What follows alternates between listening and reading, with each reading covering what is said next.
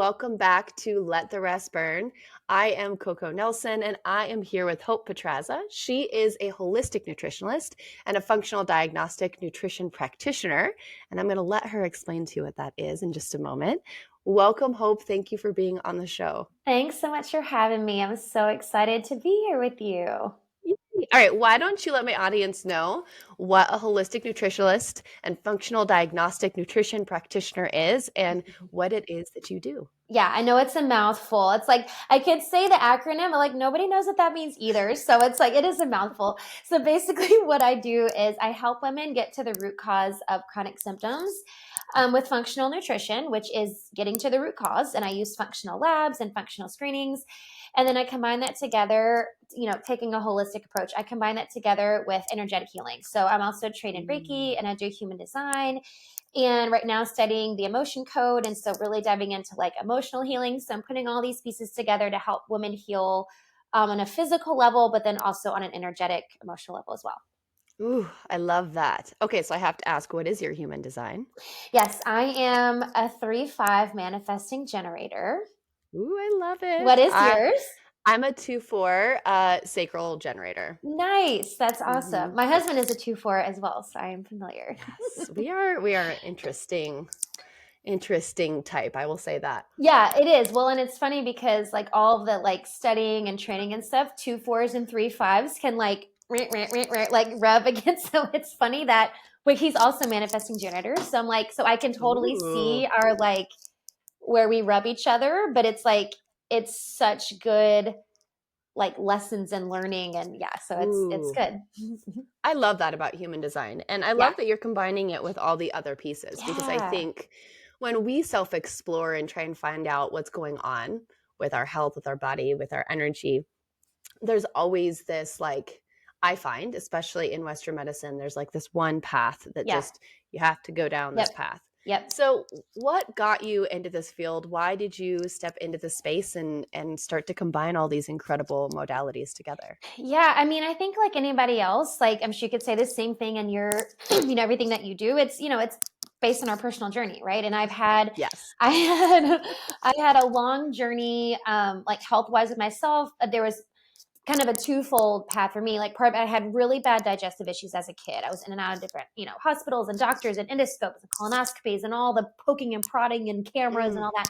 All really for the last doctor to say like, oh, you have IBS, which is like, oh, we don't know. Your stomach's hurt. Like, we don't know. And so for me, it was taking that journey upon myself. Like I'm going to educate myself. I'm going to teach myself and kind of figure out my own path of healing. And so that was part of it. So part of it for me was the physical part. And so I did a lot of work. Sometime in my early 20s, I decided I would, after reading and stuff, I'm like, oh, I'll go plant-based and that'll be the thing that fixes me. And for me, it worked. Not saying it's for everybody, but for me, it worked. My gut healed, my allergies. I mean, like my physical health really started to transform. And then I also went through a lot of personal stuff. I went through a really nasty divorce and I bought a business. All of this is like happening at the same time. So things started to be uncovered and like, layers are being peeled back where it's like, okay, I feel like I got a handle on this physical piece. Then there's all this other crap that like was under the surface, right? That I hadn't really dealt with because on top of that, I had years and years of disordered eating behavior. And so while Mhm. I was trying to heal myself physically, I still had this terrible relationship with food and with my body and hating my body and obsessive exerciser and just really, really not taking care of my body, even though I was like trying to eat right and taking all the supplements and doing all these physical things. So, working through my own healing and worked with some spiritual coaches and really kind of dove into my own like spiritual journey. I think that's where that's really where I came across human design was kind of unpacking a lot of these things and working through my own healing and realizing like, okay, the physical health or the physical healing is good and all. But I am a firm believer that our physical health, there is always an energetic or emotional root cause to anything that's showing up on the physical body. Mhm. And I didn't realize that until I was working through my own healing. And so, I have a brick and mortar Pilates studio and I kind of started the physical like nutrition coach kind of basic stuff with them. And I really started to figure out that piece too with those ladies I was working with. Like, I could talk about calories and macros and stuff all day. but it really wasn't getting to the root cause of what was going on in their body, right? They had these chronic Mm. things going on with their gut and inflammation and their thyroid and their hormones. And then when you peel back those physical layers, okay, let's get to the underlying cause of this, right? Like you work a lot with trauma, like, right? There's underlying trauma, emotional things being stored in the body. And we're not addressing any of that when we're just talking about calories and what you're making for lunch. So there's just so many, I feel like there's so many layers to the healing process that isn't being, these layers aren't all being uncovered. The need here isn't being met with just the conventional medical model, right? And so that's kind Yes. of my perspective is like, let's disrupt the status quo and like kind of turn that model on its head, because there's so many people struggling with chronic disease, especially in the Western world, and it's so much deeper than just what we're putting in our mouth.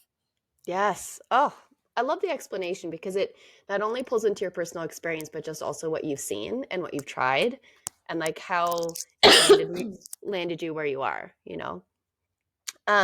Just so you know, uh, your microphone keeps hitting your, Hi, my zipper. yeah, yeah. Got it. It's okay. I Just hold can't on not because talk with my hands, so it's I like all know. over the place. Me too. And I actually love keeping these moments in the podcast because it's like my dog will bark and be like, "Hey guys, we're human. Yeah, I'm here. that's right. This is real life. We're here. This is your life." But just I wanted to make sure because what you're saying is really Thank important. you. I don't want people to get distracted by that. Thank you. But Thank you.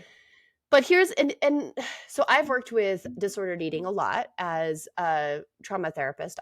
I have some experience actually working in an eating disorder hospital, which is good and bad. I'll be honest with you. Those centers are a necessary evil, I guess, but they Right. definitely are not doing it right. Right. I can see that. There's a lot missing. They're getting better and better and pulling in people like yourself and people like myself to actually do some of the deeper core work of what's happening under the surface. Right. So I think it's really important to understand when we're looking at health and we're looking at your own personal, healing journey, you've got to look at it from so many different angles. Right. It isn't just heal this piece Yep. and then all is fine. It's like, Yep. no, this piece is healing. Well, then this piece starts to poke up. So then this piece comes up, right? And it's like this journey. Yep. So I ask this question with every guest, and then we kind of go off with whatever comes up. But you gave us a little taste of this with your last statement. But what did you have to burn? And maybe it's a couple things, but what did you have to burn in order to land where you are today with your Manny Jen husband and your successful career and, who you are sitting in front of me today? Yeah. I mean, I think I touched on the big pieces. I think for me, I had this huge revelation. I think it was last year. I kind of had this big revelation, and it was kind of all these different things I've been learning, working through, kind of compounded. But I had this big revelation in working with this spiritual mentor of mine, and she does a lot with human design and just like really helps pull those pieces out, which is pretty cool. But I realized that for so long, even as I'm going through this healing, for so long, I had really been holding myself back from like being who I really am, in a sense of, so I had done this, like, I said, I started kind of with the physical parts of the nutrition, and I kind of slowly started weaving in these kind of spiritual pieces, but I really wasn't like owning that part of myself. Like, I still feel like I was still kind of like, oh, are people going to think I'm too woo? Or people are going to think I'm weird, or people are coming to me for the physical healing, but they're not going to understand this piece because they don't really get it, because it's not really mainstream, right? So I feel like I wasn't really owning that part of me. And at some point last year, I had this revelation, and I was brought up in a very conservative, I grew up in the Bible Belt. I'm from Louisiana. Grew up in a very conservative state area. And so I think for me, what I realized was that, and this isn't to like, this is just me speaking objectively. This isn't like bashing anybody's upbringing or anything. But I realized for me, for my journey, that my my religious upbringing had really stifled like my soul, like, and allowing me to really be who I was designed to be, right? I was living by these rules and trying to live the good, be the good Christian girl, using air quotes, and realizing that how much that had really stifled my soul's desires. And then kind of working through my own spiritual journey over the past few years, 4 or 5 years, those pieces really started to kind of unearth. And last year, I think, was the big revelation where I'm like, realizing what exactly had been holding back. And the Mm, years I spent with disordered eating and hating my body, and this, it was me trying to fit this certain mold. It was me trying to do mm-hmm. this thing a certain way and look a certain way and be. And so I realized all of these things are really just this fear of judgment that you're like is like Mm-hmm. ingrained in you in this, in conservative religious communities, I guess. And what are Mm-hmm. people going to think, and how does it look? And it's all about appearances and keeping up appearances. We have to look like everything's good on Yes. the outside. And so all of these pieces just came crumbling down at some point last year. And that really, talking about, like, I really felt like this old version of me was like burning to the ground. And so Yes. that really was a huge piece for me, and really owning like this desire that's been like burning in my soul, but I've just been kind of like containing it a little bit and just kind of letting that out. And like, here I am, this is what Mm. I do. This is what I'm here to do. And I'm being called to do this, and I'm going to do it unapologetically. Oh, so first of all, I absolutely love your explanation of all of that and the strength and bravery and courage it takes to do that. You know, I have lots of different listeners with lots of different belief systems, Mm-hmm. but I would say, like, if you listen to me, you're very well versed on how I feel about any sort of religious modality, government body, like anything that tries to control our ability to fully express and have a sense of true belonging. So people can find a lot of solace in religion, and I welcome them to it. And I think there is a lot of religious trauma, and there's a Yeah. lot of trauma that has happened over the course of the last 20 to 30 years in the generations that have come up because Yeah. we are exposed to the global community Right. and so many other things. So I think healing those wounds, however you decide to find your spiritual center and connect with spirit or God or whatever it is up to you. But being able to actually love yourself in the Mm-hmm. process. And if you look at any religion, it's based in love. Right. It doesn't always end in love, Right. Right. Right. but Right. it The starts intention is, there. yeah. The Mm-hmm. intention is Mm-hmm. love. So I think that people who do find solace in that are able to connect. But I Yeah. think that that's the problem is we are in communities, not just conservative religious communities, but communities all over the world where Mm-hmm. we are forcing ourselves into these squares of this is who I'm supposed to be, this is Yeah. how I'm supposed to live. And especially as women, Yep. those of us who have grown up in the last, 30 to 40 years, it's I'm supposed to fit this mold that's now in front of me in every capacity at Yep. every single angle. And it's no longer these small local communities where you're working Mm-hmm. through very real human things together. We are comparing and contrasting ourselves to an entire population of people. Yes. Yes. So you are definitely speaking to, I think, something collectively we are Mm-hmm. all trying to work through as millennials because we just have been thrust into the global like world in a Right. way that our brains can't quite comprehend. Mm-hmm. And it does take an effect on your actual physical body and your relationship with it. Yeah. Yeah. Totally. 100%. And I think that's, yeah. I mean, it's, and I didn't even know religious trauma was a thing. I had somebody on my Mhm. podcast a while back. She was talking about that. I didn't even know that was a thing until I connected with her. And I'm like, oh my gosh, like that's like, I totally feel everything you're talking about. Like all of this is resonating, and people don't realize how much your subconscious is affected by those things for so many years. And again, I'm a Christian, and I will say that I'm Mhm. still, I believe what I believe, and I still have my faith, but it's a different, it just serves me in a different capacity. Mm. I think the way that I've kind of understood it for myself, I feel like growing up in, at least in the, conservative community that I grew up in, I think we have such a small um view of God. Mhm. I think it's Mhm. just, and it fits in this box, and then that's it. And anything outside of that box is like, oh no, that's not it. That's not our God. And I just think it's just so Mhm. small. And I think as Yeah. I've grown and I've come into myself, I'm like, it's God is so much bigger, or Yes. universe, whatever you want to call him. And that's the thing. I don't even like, whatever you call it's whatever you call it, but it's so much bigger than this little box that we've tried to fit it in. Yes. And it just doesn't serve us to have that limited perspective of what's possible, and then what's available to us. Mhm. I find a lot of women in particular like step into a place of self-betrayal and self-sacrifice as they try and fit into this tiny little box with God, right? It's like in Totally. order for me to be in this box, I have to release desire, passion, sex, Yes. any sort of like wanting of Yes. anything, right? Yes, totally. I have to completely release all those things and be a complete shell of Yeah, who right, I am right. in order to be a servant of God, right? And Mhm. so this is I was raised Catholic, Yeah, so yeah, I feel you. no longer Catholic, Yeah. but I think that this is a point in which I find so many of my clients are so scared to say this Yep. too in session. They're like, because they do have faith, they do have their connection to their higher power, and they don't want to offend me because they Right. don't know my background Right. usually, right? Right. And I'm like, oh, there is no offense taken. And there has to be a conversation about this. When we're talking about healing our bodies, healing our energy, we are collectively healing our connection to the divine, Mhm. right? It's going through such a radical change in our global community because of the corruption that we continue to find in these Yes. religious communities that I Yes. think this is such a big piece of the healing process. So this came to you last year.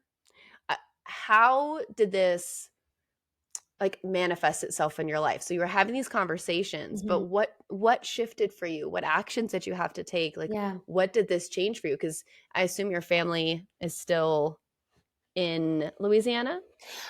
So no, my mom, my parents live, so I live in San Antonio, Texas. My mom Okay. lives here. My parents moved here years ago. My dad got Okay. transferred. My dad passed away about 5 years ago. So it's my mom who lives Okay. here.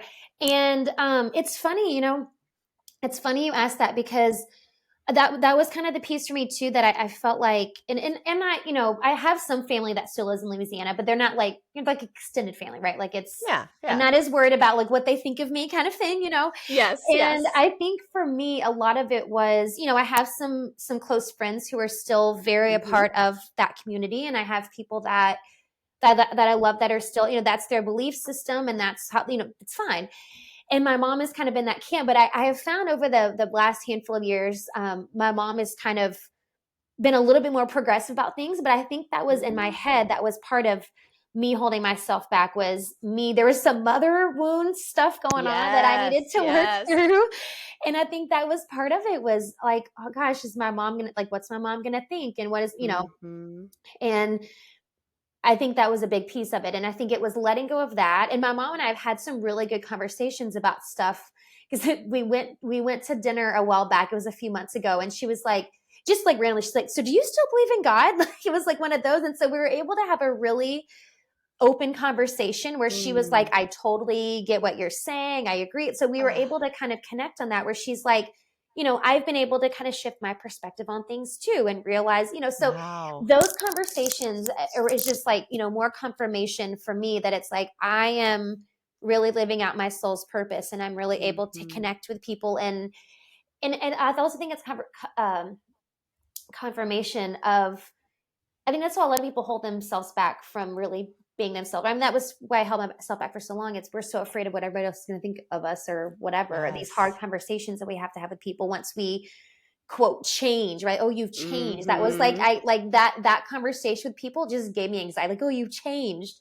But Yes. and like, yeah, maybe you have to let some relationships go that aren't serving you. But I think Mhm. a lot of times for the people who really love you, it's, I think we don't give people enough credit sometimes, that people can be more Yes. open minded than we think sometimes, at Yeah. least the people that love you the most, and people are going to accept you or they're not. And you have to be okay with it. So I think that was the realization for me. It's like people are either going to accept me or they're not. And I'm going Mhm. to be okay with it either way, because I feel peace in my heart and my soul that this is me. And Mhm. so like I went through Reiki training, and I started like pulling these pieces out of my business and how I'm talking about my business, and like on my website and Yes. social media. And so I think for me, it's just slowly kind of letting these things kind of trickle into like my everyday, like, this is me. Like Mhm. I am all about the woo, and I'm okay with it. Like if I'm too woo for you, then Yes. I'm not right for you. Right. So I think it's just Yes. coming into my own and just being confident in pulling those pieces out and owning it, and knowing that like the peace I feel in my soul is all the confirmation I need that I'm on the right path. Mm. Mm. So beautifully said. And that piece I think is absolutely the most important thing that everybody needs to work on as they are leaning into more self-expression. Yeah. Right? Our two most important human desires are I need to belong and a need to self-express. And we Yes. need both to be healthy, right? Mm-hmm. But so often people deny their self-expression to belong, or Mm-hmm. people believe that in order to self-express, they lose their belonging. Yep. And so what has to happen in this healing journey is being able to come to peace with really recognizing you belonging to you Mm-hmm. first, like that, healing that shame wound, healing that fear. And we are always going to care what people think. I'm just going to say that Right. loud. We Right. are a comparative species. Our Yep. our ego, or our frontal cortex, is that's how we learn. We're in constant comparison. And I read this just recently in this book. It was so good. I'm like looking for the book now. Um, well, talking about how the evolution of the brain is so slow, and Yeah.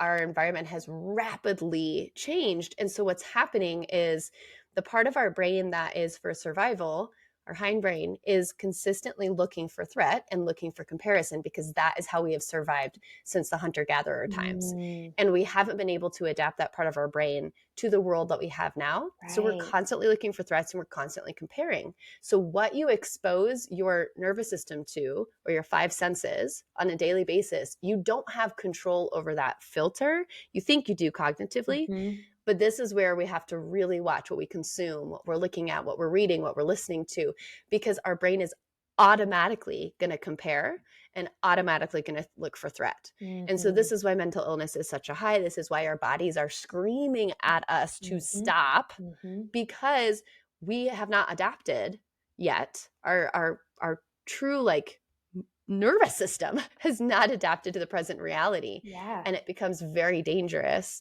for those of us that are trying to make those spiritual, energetic upgrades. And our body's like, wait a second, but there's a tiger and it's around the corner. I know I can't see it. I know I can't see it, but I swear it's there Mm-hmm. because I just saw it on your TV and now it's gone.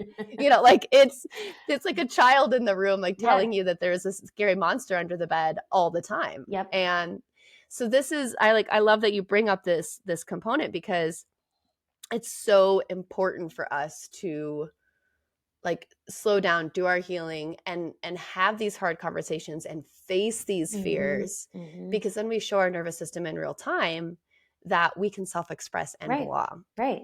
and, Right. And be okay. I'm okay. and be okay. Yes. And even if you do that and maybe you don't feel okay right away, like, the journey to being okay feels so much better when you're in an authentic place in Yes. your body. Absolutely. 100%. Yeah. Yeah. And I think that that's been a huge one for me, is owning, not owning, but I guess enjoying is the word I'm looking for. Like enjoying the Yeah. journey, like being okay with the Yes. hard parts, and like, yeah, I've had some pretty crappy parts and I've had some tough parts, but like being okay with it, and Hmm. trusting that, the trust and the faith piece comes in. I think that's for me, just Yes. trusting the process has always been, it's like my control freak, like type A thing. Like I like to say I'm like a sort of recovered perfectionist, but it still Yeah. comes out every now and then. It still Yeah. comes out. Yeah. But for me, that's been the piece, is kind of like taming that piece down, the perfectionist type A piece, and like Mm. surrendering or relinquishing control is a hard one for me. Thus my years of disordered eating behavior. So I think Right. that's been a big one for me, is it's like, okay, I can trust the process, I can enjoy the process, I can enjoy the journey, and just let the journey unfold. And yeah, that's a big one.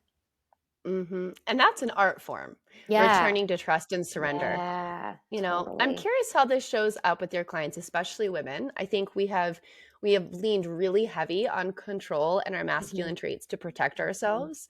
Hmm. And as we reclaim the feminine and we reclaim some of that surrender and that play and flow and Hmm. and creativity, there's a lot of fear and there's a lot of ways that this shows up. Hmm. So, how do you see control in particular show up with the work that you do?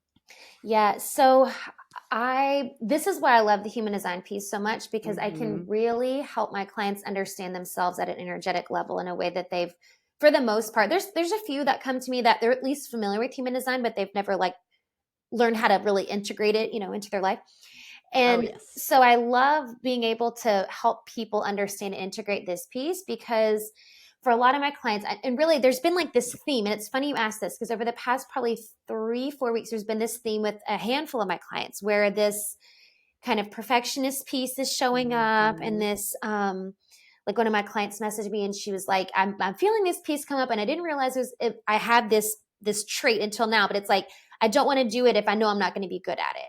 And so if I'm not going to be good Mm. at it, then screw it, I'm just not going to do it. But it's this perfectionist piece. And so for me, it's it's so it's such a crucial part to understand yourself at this energetic level, to understand where these pieces are coming from. And for these few clients, we're diving into like their ego center and worthiness. It's like a Mhm. worthiness piece, right? And kind of Yeah. untangling that piece. And so I think a lot of times it comes down to that. And it's a lot of times we don't equate it to worthiness, but that's really what it comes down to. And like looking for like seeking validation to make themselves feel worthy, or like being needing to like prove themselves to make themselves feel worthy. So I think that's where it shows up the most for me. And I work with, a lot of high performing women. They're professionals, they're entrepreneurs. Mhm. Some of them are stay at home moms, but they're high performing either way. They want to be good at what they do. And like you were saying, I do think that it's this, we've been conditioned in this masculine energy for so long that it's sometimes so hard to make that shift, and not to get rid of the masculine. Like, we need both, right? Like, we're not Oh. getting rid Oh, of the yeah. masculine. It's teaching people how to balance that out, and that's a tough one. But I think the worthiness piece is a huge one for me with the women I work with, and that's a big one that we work through. I think it's such an important word to return to, this sense of worthiness, Mm-hmm. right? This happens unfortunately at a young age where we step into this space of inherently believing in our worth as children. That is, like, children are born believing they're worthy. Clearly, look at Mm-hmm. how much they demand from you as toddlers. Like, I Totally. deserve the spoon that I want in the drawer. That is the same spoon, but it's that one, right? Like, their worthiness They is know what they want. intact. Yes. They know what they want. But in our desire as adults to control children, we Mm-hmm. tend to attack their worthiness. Mm-hmm. Like, who do you think you are to deserve that other spoon Mm-hmm. in that drawer when this spoon is the same spoon? Right? And it's generations upon generations upon Yes. generations. We don't, if you're a parent, you're like, "Oh, I did this morning. Please don't panic." It's not actually affecting their worthiness to tell them they should have this spoon. But what happens is it's these repetitive statements that our kids watch us say about ourselves, Mhm. watch the community say about themselves. They listen, they absorb, and they just adapt to our human culture. And our human culture is, you are not deserving and you are not worthy unless you've earned it. Yep. So you need to earn it, and then you are deserving and worthy of some things, Yep. right? And this is, such a web we have to untangle as a human species, and it will take time and it will take Mhm. many generations. But this worthiness factor is such a huge piece of facing the shadows, Mhm. perfectionism being one of those Mhm. shadows that comes up for us, because it's just trying to figure out why we, as children, were wounded, right? Right. Like, well, I can fix it as if I'm perfect. I can Mhm. fix it if I do this. Mhm. And so I think it's really beautiful you use human design with your clients to discover this, because it gives an explanation. Mhm. So for those of you that know human design, you're going to understand what I say here in just a moment. For those of you that don't, send me a message or follow Hope and get like, there's lots of information out there, and I love Yep. human design. But Yep. I have a defined ego center. I have a defined Mhm. heart, Mhm. right? And so my innate worthiness is a little bit stronger Right. per se Right. than most. So I was, in as a child, perceived as too much, and Mm. like my belief in myself and my kind of inherent belief in myself, my unquestioning or unwavering belief Right. in myself, was seen as arrogant, or Mhm. and so the wounds around worthiness were not that I believed that I wasn't worthy. It was that I believed too much that Uh-huh. I was worthy, right? Yep. So Mm. it's a really interesting, paradigm shift. And so I say the words that I change it to, right, is clients of mine that have an undefined ego center, undefined heart center. I'm like, okay, so the question is, am I worthy? Am I deserving? For those with defined, I say, am I lovable in my Mhm. worthiness? Mhm. Right? Like, I Totally. believe I'm worthy of love, but am I lovable if I believe Mhm. that? It's so Mhm. it's like a weird mind twist, It right? is. Yes. So I see that come up quite a bit. And so when you give these women these tools, when you Mm. give them these tools in human design, what do you find happens for them? What's the ahas or the healing process? Yeah, I think a lot of the women, it's connecting, for a lot of them it's connecting the physical parts that are Mhm. happening to these pieces. They're like connecting dots. Yes. And Yes. like last week I had a client of mine, and we were she's like dealing with a pretty intense estrogen dominance and a lot of crazy hormonal things going on. And she sent me a message and she's like, okay, I was looking back over, listening to your explanation of my human design again.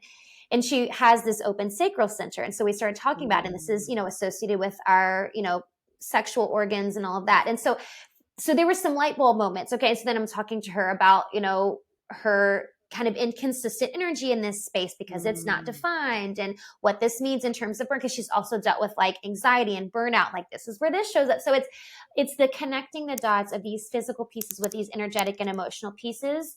And kind of what I was saying at the beginning, like how I really believe that there is always an energetic or spiritual root cause of these physical things that are showing up on the body. It's like when women like recognize that within themselves, they're like, holy crap. Like, and then they have these tools, because we're talking about human design and we're talking about, emotions and where emotions are stored and all that stuff. But it's connecting the dots, understanding the connection, and then being able to, um, I guess, it's a perspective shift too for them, being able Mhm. to kind of shift their perspective on things. And like for this one client, she was like, okay, now I realize, like I've always felt, because I she also has an open root center, so I'm like, you don't have that consistent drive to keep going and doing. So she's like, well crap, like in my family, like it's a cardinal sin to just like sit down and not do anything. And so it's connecting and realizing like all these things in the past I've been conditioned have led me to this point, and now this is why it's happening. Mm. But now I have the sovereignty to untangle these things and reconnect things. It's like rewiring your router, like rewiring things. And I can look at it from a different perspective and have a different perspective on how I work and when I work and why I'm working, like that kind of thing. Mm.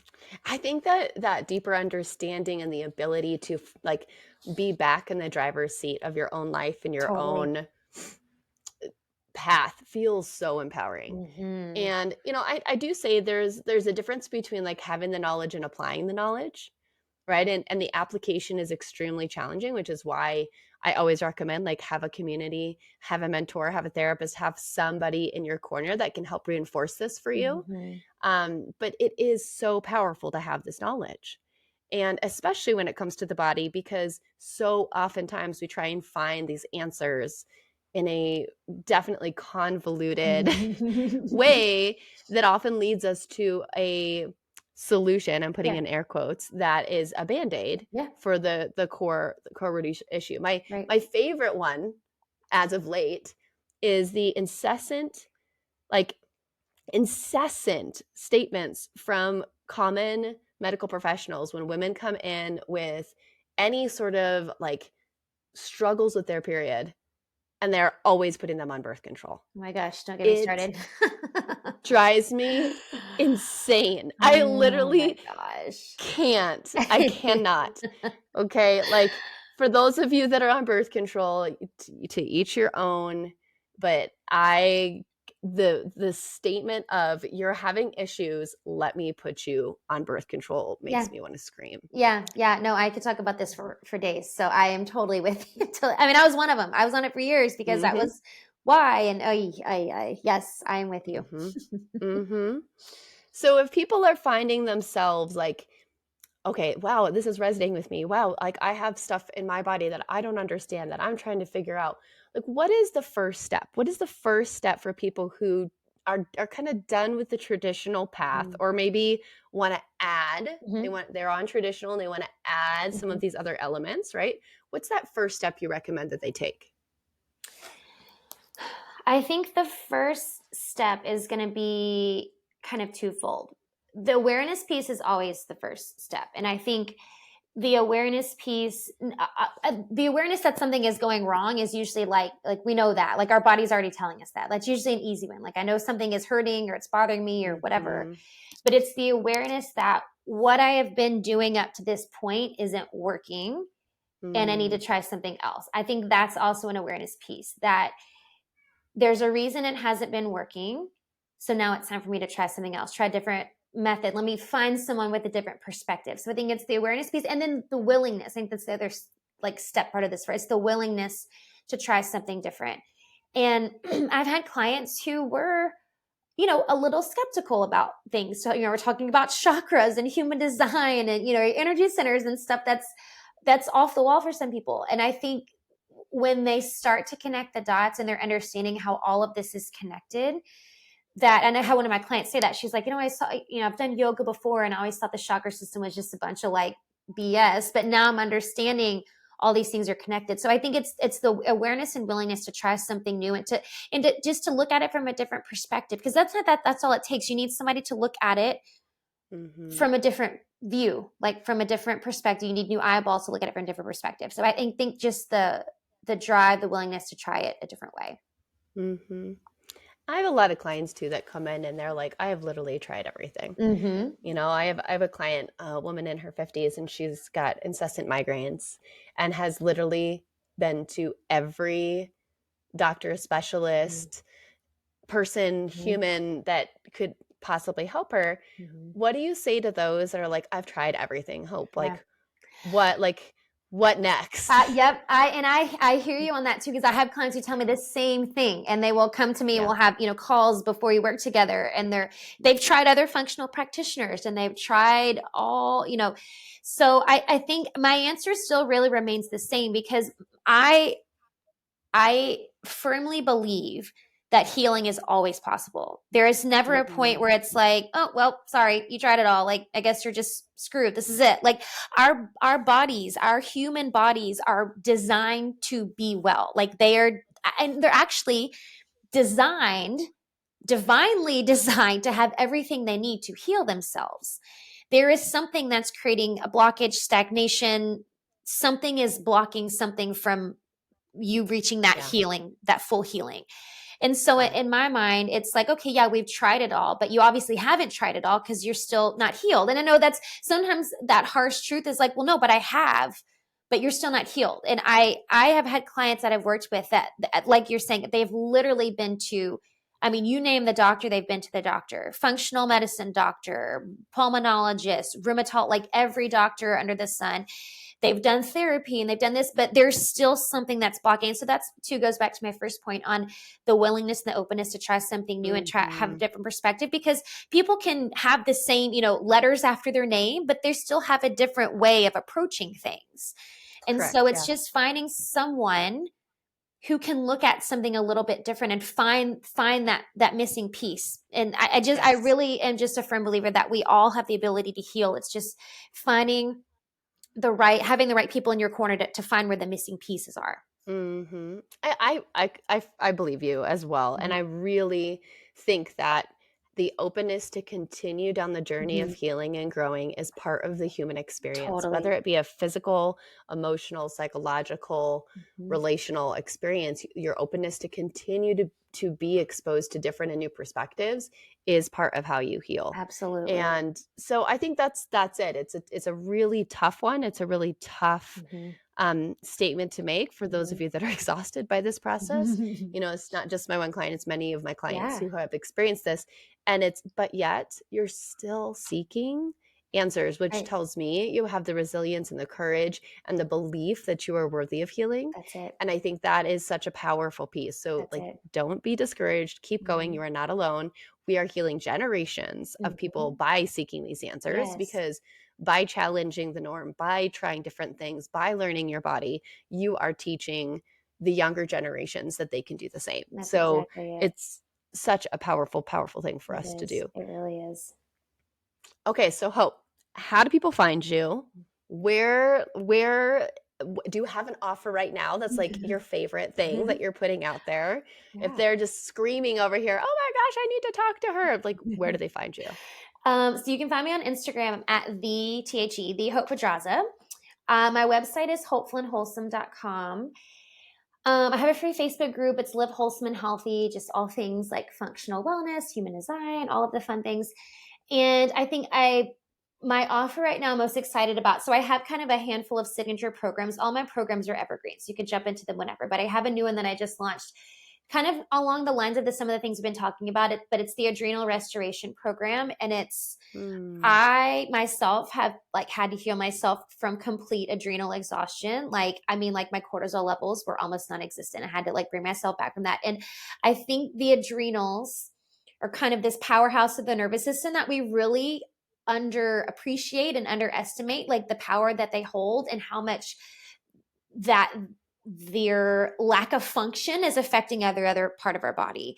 And so my Mm. adrenal restoration program is kind of a rebuilding of the adrenals, and it's physical, it's emotional, it's spiritual. So kind of like a three-prong approach I take to it. But Mm. it's all of the things we're talking about. We're, figuring out where the emotional stuff is being stored and the trauma, and where we're looking at the physical part because I'm doing the functional labs and we're seeing, what your cortisol levels and your hormones. But it's this kind of full comprehensive process to bring your adrenals back to life and really restore balance and balance to your nervous system.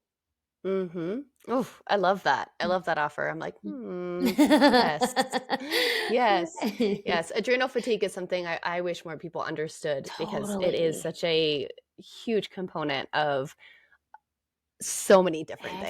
Everything. The Yes. endocrine system is like so undervalued It in is. so many ways. Mm-hmm. So I love this. I want my audience, everybody all over the world, to please look her up and really start to get curious. Start to get curious, start to like lean in the direction of, what would it look like for me to actually heal and to continue to find these answers and not be exhausted and not feel the way you feel, knowing that health is possible. Mm-hmm. So, thank you so much, Hope, for being Yes. on my podcast. And Thank I cannot you. wait to see all that you do and the Thank healing that you. you provide.